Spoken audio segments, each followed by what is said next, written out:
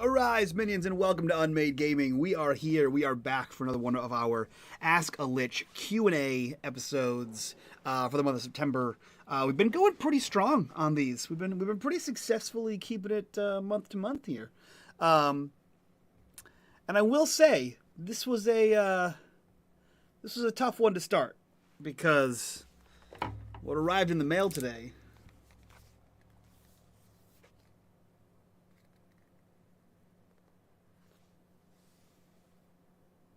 and I'm currently reading it. Yes, you heard me. I'm reading a TTRPG book. So I'm currently reading that book right now. So everything in my body wants to just go back to the couch and read that book. It's pretty cool so far. It's a near-apocalyptic tabletop game set in the late 90s. And this one is set in America, in the United States, to be specific. Cool. What do we have? Do we have bookkeeping? Housekeeping? Not really. It's my birthday week? Kind of. I guess it depends on what day you think the week starts on. But yeah, it's my birthday on Sunday. It's my birthday.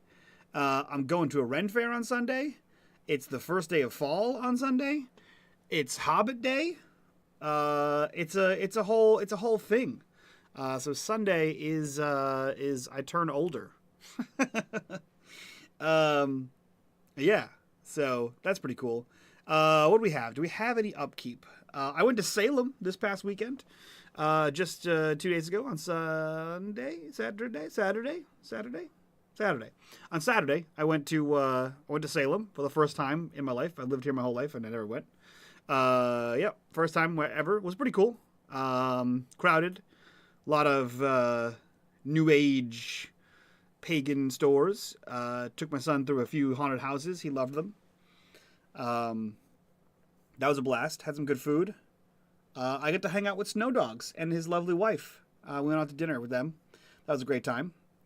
You started getting TikToks about Salem. Looks like a really cool place. It was pretty cool. It was pretty chill. My partner tells me that it's yes, Salem, Massachusetts. The only Salem that matters. My partner was telling me that like there's no way you can do everything in one day. And it's better if you like stay there overnight because there's like nighttime stuff to do. So possibly in the future we may do a little overnight stay in maybe in years to come. We're trying out a new Ren Fair this Sunday on my birthday, which will be cool.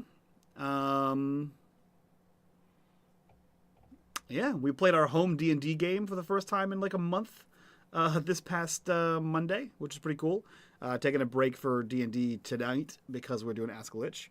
What else? What else has happened? I don't think... Thanks for the happy early birthday. I don't think anything crazy has happened. I want to say like 3 days ago, it was also Gnome's birthday. And then... a couple days before that, it was also KP's birthday. So we got a lot of birthdays just popping up here.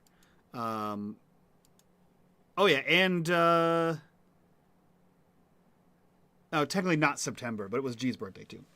So KP had a birthday in early September, then Gnome had a birthday in mid-September, and then my sister, and then me.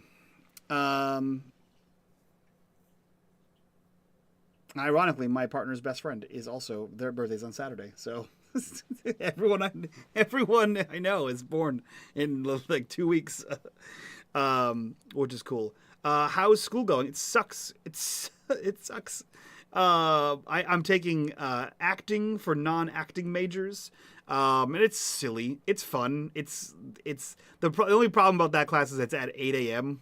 and who wants to do that? But it is a bit of a silly class. The teacher's pretty fun. And then I'm taking Finance 301, Financial Management, which is all like stocks and bonds and things. And that's very boring. And then I'm taking History, United States in the World. So it's like how the United States interacted with the world history. And it is... drier than 2-day-old toast. It is very dry.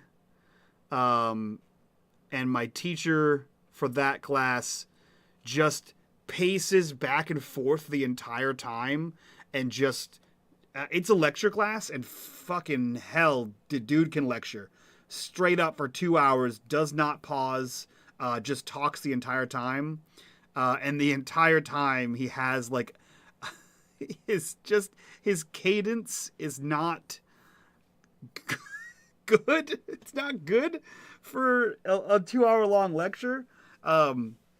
His cadence is very bouncy, and anytime a sentence ends in like a middle vowel word, he just extends the vowel. So which is every word. And so his tone is very, very much like this, up and down the entire time, and just extends that out every sentence for 2 hours.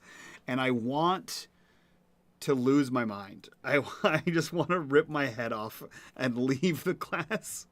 He does not look like he has been doing it for decades. He looks like he is only a few years older than me. He looks like he's in his mid to late 40s.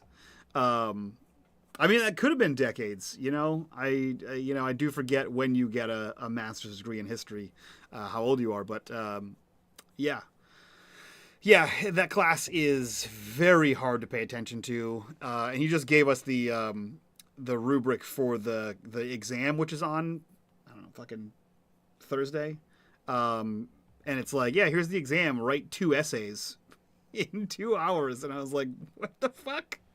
What? You want me to write 2 essays? He's like, yeah, 2 essays and 10 short form answers, like paragraph each, and I'm like, you're high, you're fucking high. You want me to write 10 paragraphs and then 2 3 to 5 paragraph essays in 2 hours. You're out of your mind. You're out of your mind. I couldn't write that much in a day. If you gave me that, you're like, hey, Mike, go ahead and write 15 paragraphs in one day. I'd be like, no, 0 chance. 0 chance of it happening. But let's discuss questions. So this is our Ask Lich Q&A show. I'm here to A your Qs, and you're here to Q my A's? I don't know where that was going. Either way, we do have a Patreon, and members of the Patreon are in our Discord, and in our Discord, the patrons get priority on their questions and can post them at any point in time. And we have a list that we compile. Myself and my community manager compile a list of all the names and associated Qs to be A'd on our Google Doc here. However, you can still ask them live. I do request that if you're asking a question live, just go ahead and preface the word question in big bold capital letters or whatever, just so we know, and we'll add that to the document, and we'll try to answer it fairly quickly. Try to stick an A in that queue, yeah, more or less. Great. Let's see what we got here. Question number A. Let's see. We'll jump on an anonymous question that's definitely not G, which means it is G. Expanding on the questions in the 10-minute backstory. Okay, so for those of you who don't know what the 10-minute backstory is, we've answered this question a bunch of times, and there is a blog called the 10-minute backstory over on our website, unmadegaming.com/blog. I highly encourage you to go check that out. Also, go to the website. Also, remind me that I have a website, because I've been trying to convert these questions into blog posts, and I'm failing. So expanding on the questions in the 10-minute backstory, what are some good character building questions to ask your players during a campaign? For example, at the conclusion of a story arc, or after the PCs have gone through a life-altering event. Interesting question. Definitely not G. I didn't get to the end of this question before I started saying it out loud, and I don't have an immediate answer for you. But hot diggity damn, that's a good question. Um, what kinds of questions would you ask a player during the campaign for continued character building and growth? I genuinely don't have an answer rattling around in the back of my brain. Um, what would I ask? Um, I guess like the first go-to question I would ask is, how have the events affected you? Right? Um, we had a campaign years and years ago. It's no longer available. It was streamed in the dawn of unMadeGaming, um, and there was a plot that involved bad things happening to kids, and as a result of that, one of the players like refused to interact with kids at all. Just couldn't be around them, and the other character um, became a vigilante and was like, "Hey, if you remotely look like he took a job with the city guard, like we did like a several month long like hiatus in game. We did a several month long jump, not a hiatus. And he took a job with like the city watch and used that. He basically became Batman, but for murder. So he did like the policing job during the day, and then at night he would like hide on rooftops and like track down people that he thought may have ties to the cult that they had fought, and just killed them. Just no questions. It was like, oh yeah, you look shady. You have your hood on. Dead. So yeah, I would ask why or how the events of the prior arc have affected you. Then there's some easy questions, right? Like for games like Tales from the Loop and most of the Freely games, whatever your pride is, or whatever your dark secret is, or whatever your character building quirk is, has that changed? Is a good one. Sometimes they've resolved. Sometimes what you thought was important by the end of the arc is no longer important, and you need to make a new one.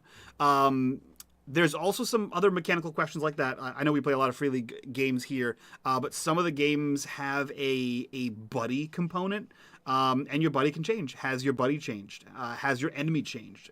Nemesis, I think is what it's called. So has your buddy changed? Has your nemesis changed? How have the events of the prior arc affected your character?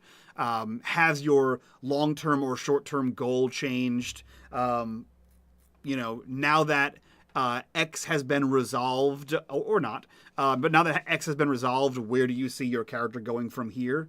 Yeah, it's really like prompting your players to think about the fact that their character is supposed to be a person, and your ideas and mentality on things change over time, influenced on the surroundings around you. So just reminding your players of that and sort of asking prompting questions to make them think about that. And then, much like in character creation in Session 0, working those back into the game. I hope that answers your question. I didn't actually give really specific questions to ask, but I kind of gave the idea of questions. Yeah, I hope that helps. That is a very good question. Maybe I'll be motivated to write a blog about it. Tell us about a time. This is from Definitely G. Tell us about a time that you went above and beyond with the level of gameplay experience for a group of your players.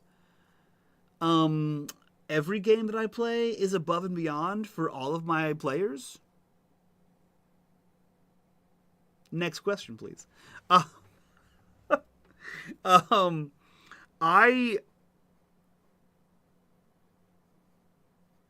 I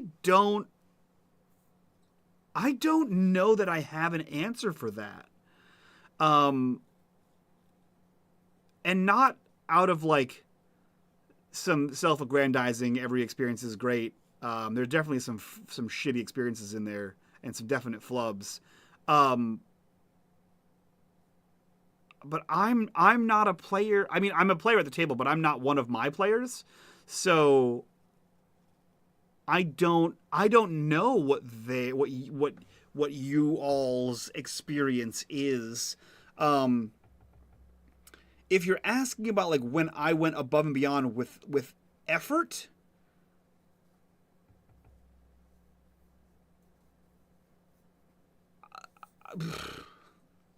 I also I don't think I have an answer. Um, like there are definitely times in games where like I have a vision of what I want it to look like, and I put more effort into that scene. Because I want, like, that's the fun of Imagination Land, is I say words and hope that you imagine the same thing I imagine. So there are definitely times where I just sort of say shit and let you go wild, but there are definitely other times where I want more control over what you're imagining, because I need it to have an effect. So like in the most recent time frame, I would say the latest episode 34, 33, or 34 of Mundus Novus. I put a lot of time tweaking the opening scene of that, where we ended on we ended episode 32 on the going into a seance in a huge cemetery. And we started the episode 33 with the seance, and usually I start the game with like a little bit of a recap, and I just sort of toss things out to the players and see what they're doing. This time I definitely like GM monologued for like the first 10 minutes, which is not usually what I do. But I definitely did that because I wanted control of that scene. I wanted the players to fully imagine what I was specifically picturing in my head. And I think that worked out well. Everyone seemed to be very much enjoyed that scene. I got a lot of kudos from that scene. Another one that I can reference is in Glenbrook Unhallowed Season 1. In like maybe the middle of the show, there was an episode where Aris and Gnome, their characters split off from KP, and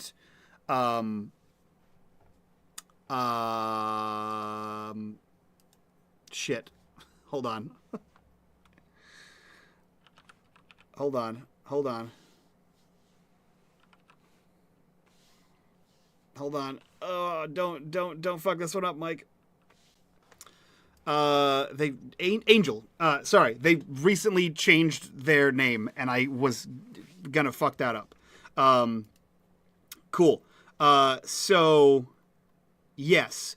So KP and Angel went a different way, and Gnome and Aris went a different way, and I wanted that scene to be like scary, but not like in a horror way, scary in an anxiety way, like a tension kind of way. Tense is a better word. So I wanted that scene to be tense, and I wanted it to be very action oriented, and I wanted it to feel very cinematic. And so I kept like punching back and forth, one action, and no one had time to really have time to think about their next thing. They just had to be in the moment and on the fly. Which I did, like, that episode was very intentional. So I don't think I go above and beyond with the level of gameplay experience. But I do think that certain episodes or scenes are, very intentional. I have a lot of intentionality with certain scenes. I like to sort of play a kind of loosey-goosey improv style where I just sort of let the players go and I react to them. Or I'm proactive in certain places, let the players react to me. However you want to put that. But there are definitely scenes and episodes where I put a lot more intentionality into those, and I think those do have a heightened experience. But whether that is because of the effort I put in or because they are a contrast to how kind of free flowing the other episodes are, I couldn't say. Um, you think what I described is exactly what you were referring to? Okay, great, hell yeah, dope. Um, here's a good series of questions. I'm gonna skip down the page just to annoy G. Have I made any good food recipes lately? Which is a callback to a lesser known podcast called Hot Dice Daddies. We had a very small segment at the beginning called "What's in Your Mouth?" And have I made any good food recipes lately? No. Well, yes. Cinda and I, we use HelloFresh, and we make food every night, and it's good. It's tolerable at worst. So yes, for some reason in my brain, I don't consider that making a good recipe. That's just dinner.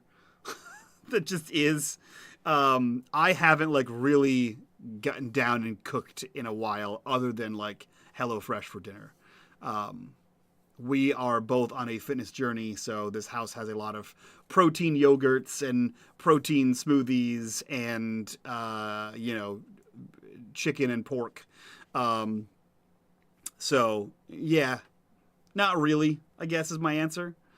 And then a very important question here. This question is from Better Lucky Than Dead, which you may or may not know as G's husband. And the question here is one for the ages, really. And it is, and I feel like, he could answer it better than I could, but I'm going to take a crack at it. And the question is, how do you tolerate G's shit? And honestly, it's every day. It's just a struggle. It's like walking through chest deep water, and you just have to make the decision to just keep going. You just have to keep getting through it, because at the end, eventually, the ground will give way, and you'll start to rise out of the water. You'll hit a beach eventually, or you'll drown. And either one of those are a better outcome than where you are. No,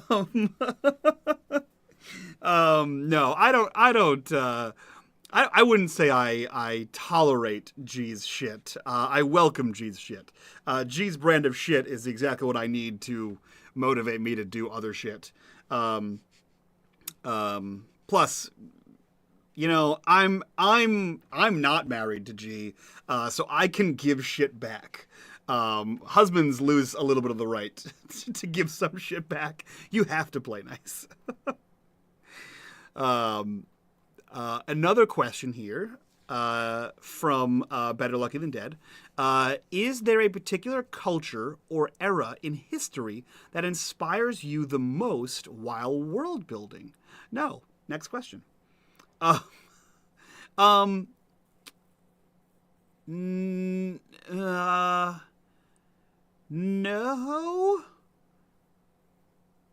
I think no is my genuine answer. But I will expound on that. When I was first building like my D&D fantasy world, it was definitely meant to be like a generic tropey fantasy world. I tried to base different like nations on real cultures. And the problem with that is like, that's fine for a home game. But then once I started like streaming it and like being in the like streaming like, media space, I realized that the problem with basing in-game cultures on real-world cultures is that I don't know enough about the cultures And so I am at best fetishizing cultures and just pulling out the things that I think are neat, while stripping away any nuance of that culture. So I try not to do that to the best of my ability. So culture, no. History that inspires me. Again, most of my historical shit comes from a very like white shaded history. So like Viking history, like World War II history, a lot of like early Americana, like only because I live in New England and that's kind of like where the United States started. So like we have the like dawn of the country sort of force fed to us through our youth. So yeah, so no to culture, but history is entirely dependent on the world we're building, right? So like in Glenbrook, in Tales from the Loop, I started with like the 40s and went up from there to get us to like the 80s. So it was like, what would happen in the 40s to make the United States build this thing to get us here, right? And then in Vassin, in our Mundus Novus campaign, in the near the town of New Arkham, is the manor Covencrest, and I wanted the manor to be like a Dawn of the World manor, which ironically, going to Salem this week, and I learned a lot about manors or mansions of the time. And so I looked at a lot of lore around like when the settlers came to colonize, and when Rhode Island was formed, and how, and a little rebel state, and all this other history, like relations with natives, how we played into like the Salem witch trials, that kind of thing. Yeah, so the historical aspect is entirely dependent on the world I'm building. What I will say, not asked in your question, but definitely is the answer that you're looking for. TV shows and video games. Those are the biggest things that inspire me most with world building. I'm one of the games that I'm currently working on is called something After the Fall. It's called After the Fall. And that is almost entirely based on a television show. And it's based on an idea that I have and a television show that I thought was very cool. And then another game that I'm working on was based on an idea and a movie. That I was like, that's a cool concept for a movie. Let's make it weirder. Yeah, so, and then another game that I'm working on is entirely based on a really cool, like, 3-minute long cartoon I saw that I can't find. And I saw it, like, I don't know, 20 years ago. And I was like, that's a cool idea. So, yeah, TV shows, video games. I'm currently running a D&D campaign that is entirely based on my experience of Final Fantasy as a whole franchise. Yeah, TV and video games is my biggest inspiration here. What is the hardest thing about GMing that no one talks about?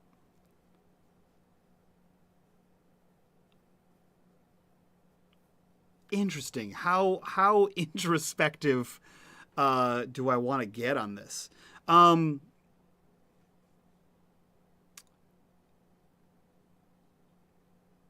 So, for anyone watching who is a player, know that I'm not saying this from a place of guilt, like in any way trying to guilt any players out there.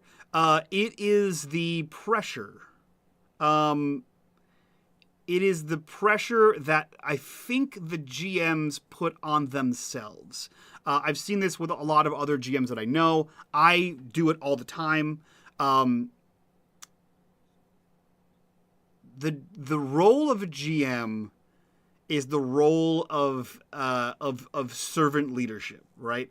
It is, I am here to facilitate the things that you want in order for you to have a good time. And it's one of those weird things. And again, it is almost, I mean, I fucking hope so. If you are actively doing this to your GM, please don't. I know for me, it is entirely my own brain putting this pressure on me. But if you have a table of 5 players, right? So four players and 1 GM. If one of the players calls out sick or can't get a babysitter or whatever life happens, you can still play with 3 players.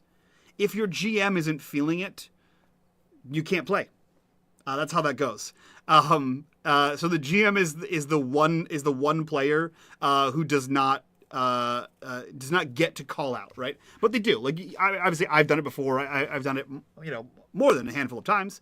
But I always feel bad anytime that I have to be late, cancel, anything of the kind, because while we are a table, we are here to tell a story. We are all here to have a good time. I, as the GM, am the facilitator of fun. And so there's some sort of inherent guilt that if I can't go, if I can't perform, or if I'm not feeling my best, and I can't give the best, performance of my duties, then I am responsible for the fun at the table, which is and is not true. Like, I'm not responsible for the amount of fun that you have. If you're having a bad day, that's not my problem, or it's not my fault, rather. But at the same time, if I'm having a bad day and the session sucks because I'm not feeling it, then everyone else could have a bad day as well.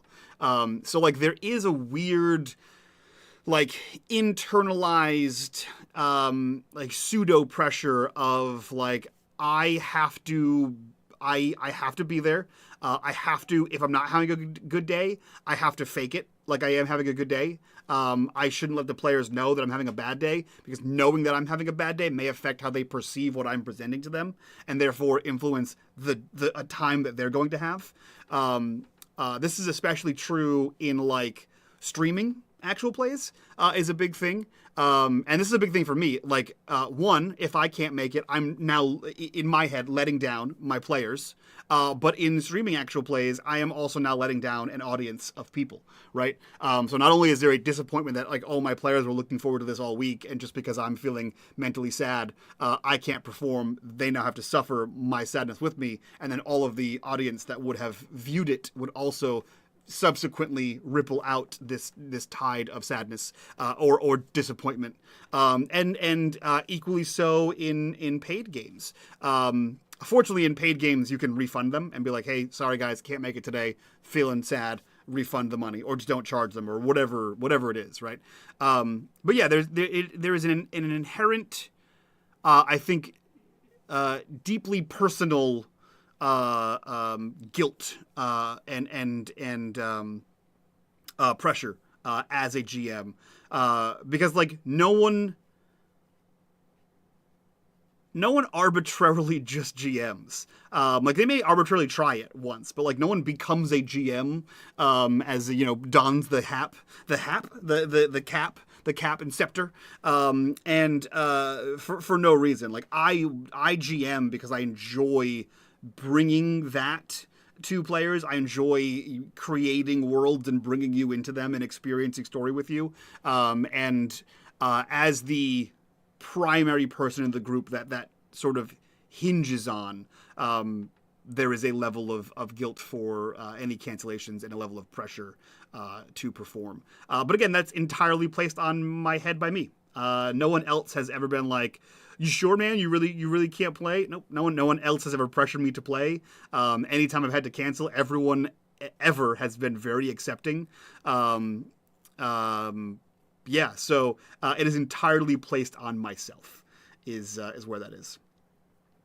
Yeah, so that is, I think that is one of the hardest things about GMing that no one talks about, is the internal pressure and the internal guilt in the event of any cancellations.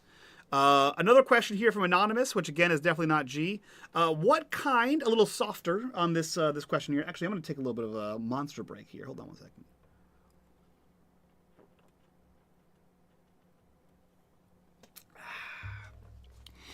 Oh, that talking got me a little dry. What kind of media are you consuming right now? Books, TV shows? Where am I? Okay, so currently on my roster, I am listening to. Well, I was listening to Old Gods of Appalachia, but that is on hiatus right now. I am currently listening to I just finished season 4. I haven't started season 5 of the Magnus Archives. But in not starting season 5, I have picked up Rollmageddon's Tales from the Loop campaign. They were on hiatus for a little bit, and they're back now. And I genuinely super duper fun. Genuinely super fun. They are absolutely a very friendly beer and pretzel style group of goofy people playing a very fun game. I listened to their Alien campaign. I listened to their Tales from the Loop campaign. They also have a Coriolis one that I'm going to dig into once I'm caught up. They finished the new season of Tales from the Loop, so I'm going to catch up on Coriolis once I'm caught up on their season. Very fun. They actually did a playthrough. I think it was a 2-episode playthrough of Carnival of Screams, which is still in the works. I promise. So those are the 3 primary podcasts that I am currently listening to on my drives. As far as TV shows, I started watching A Discovery of Witches, which is a series on AMC, which I think just got tossed over to Netflix right now, Netflix US. And it's based on a trilogy of books. And it's good. Dialogue could be better. Like it's not like a if you've never heard of the show, I'm not surprised. But it's cool. It has very interesting concepts of magic and the supernatural, which I think is cool. Like it's primarily like demons, vampires, and witches are like the big go-tos. And it's got a very interesting way about it. I also really like how they visualize magic, in the same way that I like how they visualize like the finger tutting of magicians. I think that's very cool. In a Discovery of Witches, they visualize threads, and depending on like what your type of magic is, and I think they use kind of like the 5 basic principles of like the elements.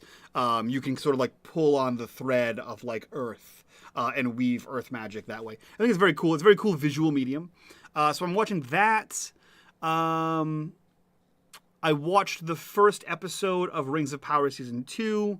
And that's as far as I got there, mostly because I was super busy last week and didn't get a chance to watch more of it. So I am currently watching that. I think that's it. I think that's all I'm really watching right now on TV. And books. I haven't bought books in years, and then all of a sudden I randomly bought like 5 books, and I've opened all of them. That's the most I've read so far is this one right here. Hello. And I'm only like 10 pages into this one. And let's see. Video games. I am consuming an inappropriate amount of Dragon Age Inquisition. I don't recall beating Dragon Age Inquisition when it came out 10 years ago.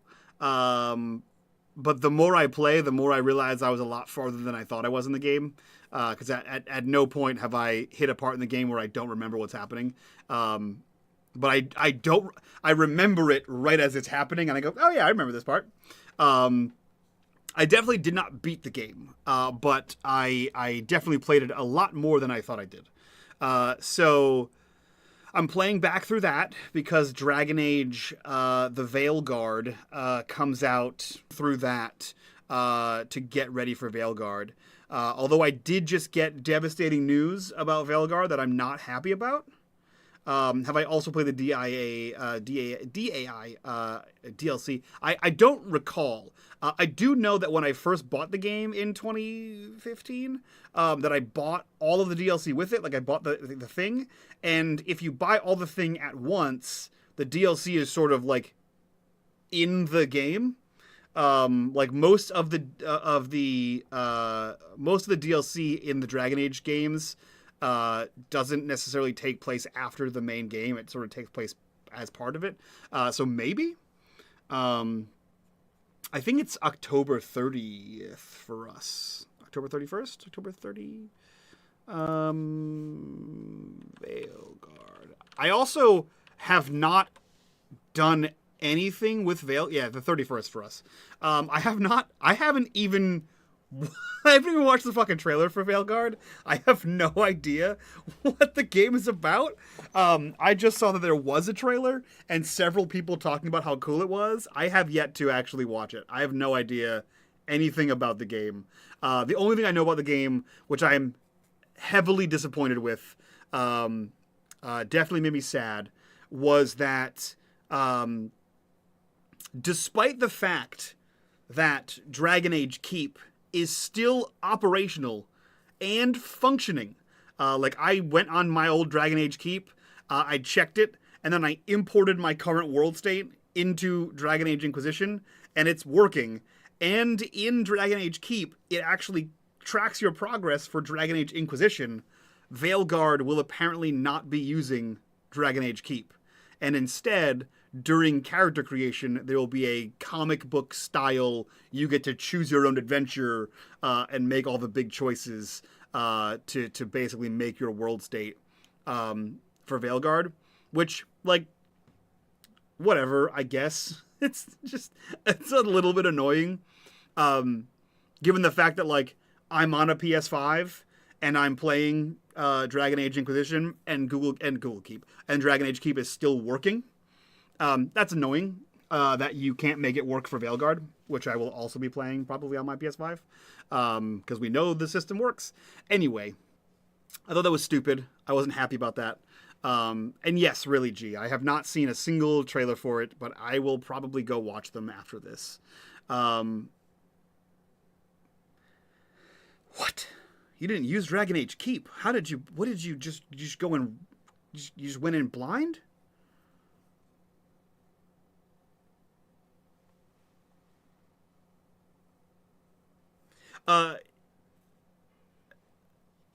If you,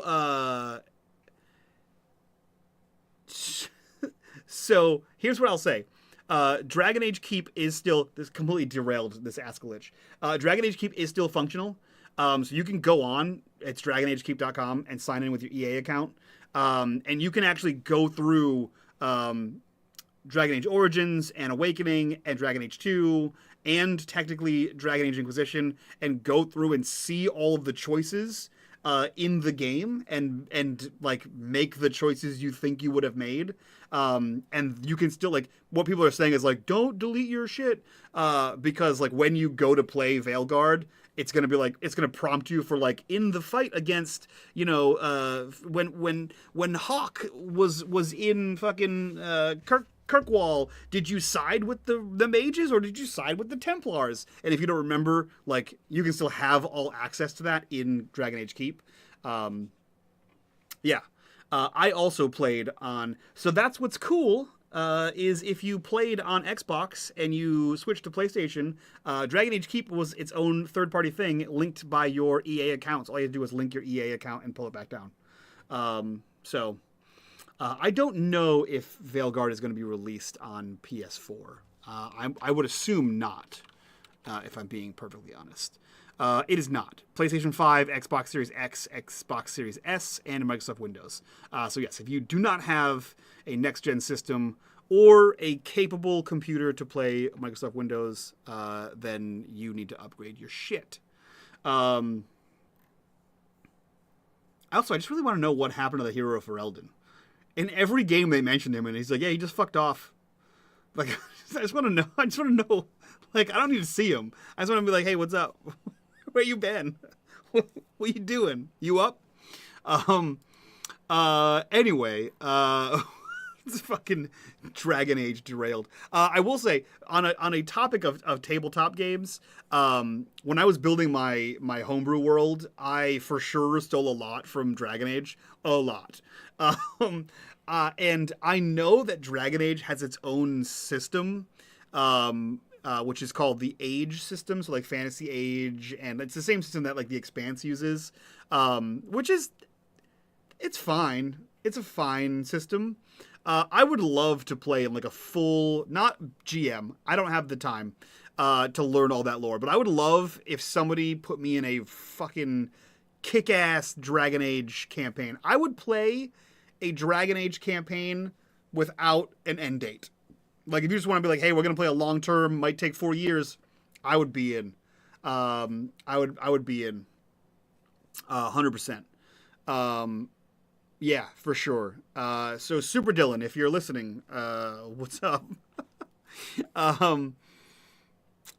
Yeah, that's what I've been playing. I've been deep in Ferelden and Orlais, just going ham on Dragon Age Inquisition. Where am I? I'm at the part. I'm after you get Skyhold. Yes, I'm after you get Skyhold. It's kind of an amorphous part, but like if you know where you are, that's you know where you are. I played in a Dragon Age campaign, but the GM got bored after the first 6 hours. That sounds awful. I think I played in a Dragon Age one-shot, and I was like, this is cool. The system is fine. I just really want the lore. I don't care what system we use. It could be D&D for all I care. I want the GM to be very knowledgeable about the lore of the world. Like I want a GM who is addicted to the Dragon Age Wikipedia. For sure. Yeah, I want, yeah, that's what I want. I want a GM who is addicted to the Dragon Age Wikipedia, who has read all the novels. I'm derailing our talk here, but this is fine. I was just talking about this today, that like even the games themselves are weird about their own lore. There was a book called Dragon Age, the Calling, something along those lines, which has an adventure with Duncan, who is like the Grey Warden in the first one, who like inducts you into the Grey Wardens. Marek, who is the king at the time, who dies in the game. So it's Duncan, Marek,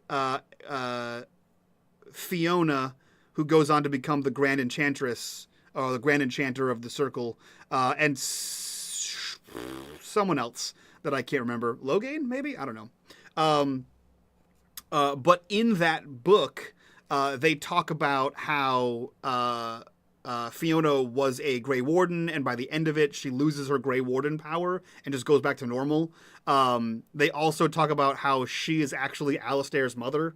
And they also talk about how they fought the Architect, who is the DLC guy, the DLC boss in Dragon Age Awakening. And then you get Fiona in Skyhold, like you get her to join your like Inquisition, and she straight up mentions that she used to be a Grey Warden, and she straight up is like very interested in like, oh, you talked to Alistair, how's that going? I knew his dad. Wink, wink. And then you're like, hey, the boss of the game is saying that he was one of the first mages to like try to break into heaven and see God, and he's the reason why everything sucks in the world. And she goes, that's weird. Crazy. Even though she fought the Architect, who is also one of the first wizards who tried to break into heaven and fight God. So like, she's like, crazy. Never heard about that before. I'm like, lady, you fucking punched one in the face. Figure it out. Know your lore. Yeah, the game's canonization is a little iffy. What they remember from their own canon is iffy. As you can see, that's why I need a GM who is addicted to the Dragon Age wiki, because Dragon Age is one of those games where I consume the lore. I'm sitting there and reading. When you find a book, oh, I'm reading it. I'm reading the book. I'm fine. I'm reading that book. Oh, you have a random diary entry about what happened 10 years ago before the city sank below the ocean. I'm reading that. I'm reading that diary. I read every scrap of paper in that damn game. Yeah, I'm a big lore nerd for Dragon Age. I think I've read all of the novels.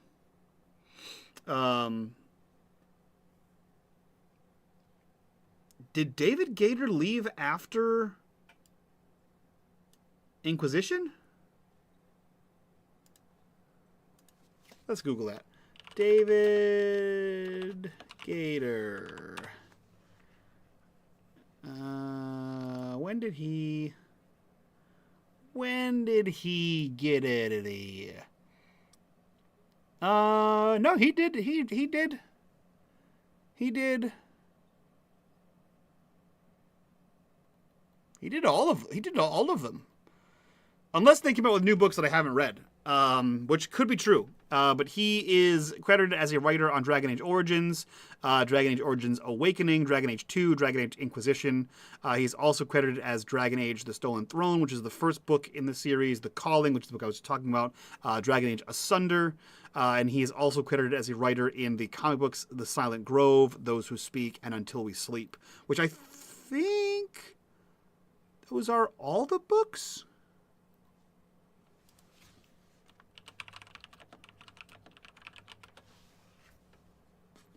Maybe?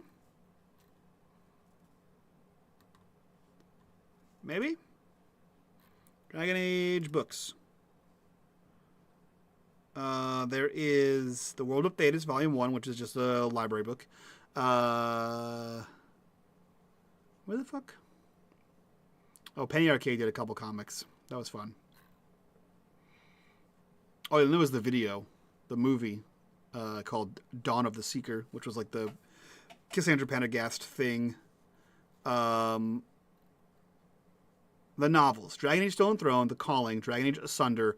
Okay, there is The Masked Empire that he is not credited on, and The Last Flight, which he's also not credited on.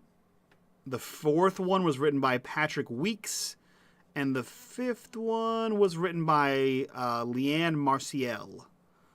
Okay, yeah. That may have been true that he may have left mid-Inquisition. I don't have that information. But I wonder who's in charge as the lead writer for No, David Gator is listed as the lead writer through 2016. Yeah, so he was on for all of Dragon Age Inquisition. And then the lead writer, Trick Weeks, took over in 2015.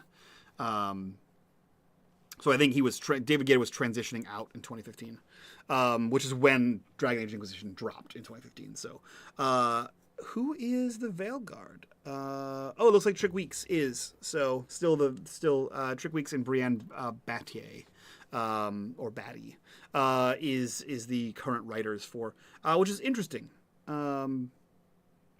Yeah, Trick Weeks and Brienne both were primary writers in the World of Thetis books, so like the world lore shit. That'll be interesting. I'm curious to see what happens. Again, I have not seen a single trailer for this game. And as I've derailed my entire Ask Lich game with Ask Lich episode with that one question, I was at a panel in PAX Aus, and he didn't speak well of these movies. That's fair. That's very fair. That's very fair. Yeah, I believe that.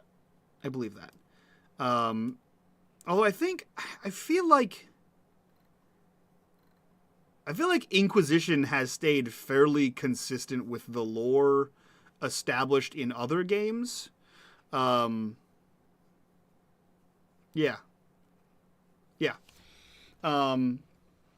I feel like, as someone who kind of pays attention to that kind of shit, it doesn't feel like disjointed.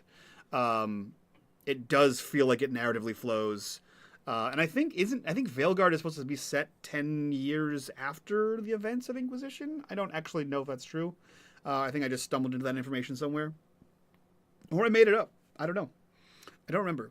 But I know it's like Dragon Age takes place over a couple years, and then Dragon Age 2 technically takes place before the hero of Ferelden destroys the Blight, and then after a year of servitude or whatever, when Hawk gets free of his either smugglers or merchants, that's when the hero of Ferelden does the shit, and then it's Hawk's thing, and then Inquisition takes place 10 years after the start of Hawk's shit. So it takes place 10 years after the hero of Ferelden saved Ferelden. I think Dragon Age Veilguard is supposed to be 10 years after the events of the Inquisition. Yeah, it'll be cool. I'm excited. I'm excited to play it. I'm excited to chit chat about it. And if somebody out there could run me through a forever campaign of Dragon Age, that would be just mwah. I would happily play that. King of derailing my own shit. That was that. So it looks as though we have 3 questions remaining in the Patreon questions. So if you're not a Patreon, if you're not a website, just go start being a website. Tron yourself in and be a website. If you're not a patron and you like what we do here, go check out the Patreon. There's a free tier now. There's also a discount tier for like 10 days or some shit. You can get access to all kinds of cool exclusives, written recaps of my non-streamed games, which I really have to get back to, and a bunch of other cool stuff, after shows, artwork, other cool business that's down there. And honestly, the love you guys show us on our Patreon is what keeps the lights on in more ways than you know. unMadeGaming is one of my primary sources of income. So you are genuinely keeping the lights on here. So go join the Patreon. Go leave your questions in the Ask Lich section over in our Discord. Do that all the time. Do that whenever you want. And then we will see you for another Ask Lich in October. And I want to say it's like October 20 something is the next one. October 16th. That makes some sense. 24th. October 24th. Check it out. October 24th is going to be our next one. So get your queues in there. 24th. 21st. Holy shit. What's my brain doing, G? Thank you. That's why. That's why I put up with her shit. The 24th. The 24th of October is the next one. And yes, G, it is 9 o'clock. We do try to stick to a 9 o'clock-ish time frame. That's where we are. Thank you so much for your cues. I hope that my A's were satisfactory. I'm going to go read some more of The Electric State, which is a lie. I just talked about Dragon Age for the last 20 minutes. I'm going to go upstairs, and I'm going to put this next to me. I'm going to look at it and go, I should read you. And then instead I'm going to play Dragon Age until 10:30 when I'm like, it's too sleepy, I have to go, and then I'm gonna go to bed. So enjoy. Go download Dragon Age Inquisition and play it until the end of October, when you can get Dragon Age Veilguard. Yeah, that's it. That's all I got, friends. Enjoy the rest of your evening. I will see you this weekend. Am I doing anything this weekend? Yeah, we have Age of Always on Saturday, and we have The Rise on Saturday as well. And then I'm going to the Ren Fair on my birthday. All right, bye, friends. Enjoy. Have a good night. Thank you so much for being here. Love your faces. From all of us to you. Bye-bye.